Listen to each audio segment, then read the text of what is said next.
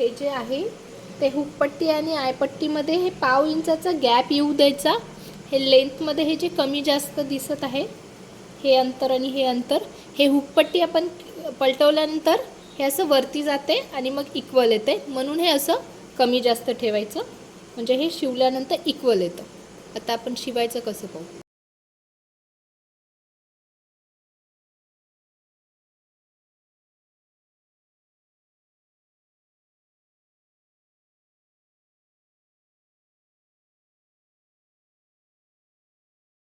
आता आयपट्टी ही आपण सिंगल ही 2.5 इंचाची किंवा 3 इंचाची घेऊ शकतो आणि हे खालून वरती करायचं, कारण आपण हे परत वर जाणार आहेत. आता हे खालच्या साईडवर ही पट्टी ठेवून आपण स्टिच करून घेऊ.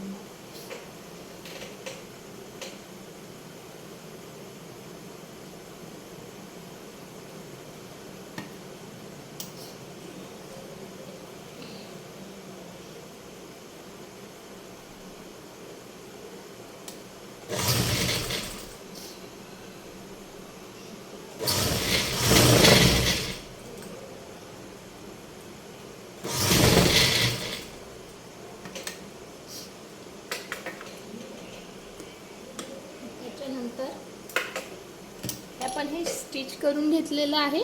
त्याच्यानंतर आपण ही पुढे काढणार आहेत हे दोन्हीकडनं असं हे करून, त्याच्यानंतर हे बरोबर याच्या इक्वल असं करून घ्यायचं आणि त्याच्यानंतर हे पूर्ण फोल्ड करून याच्यावर हे स्टिच करून टाकायचं.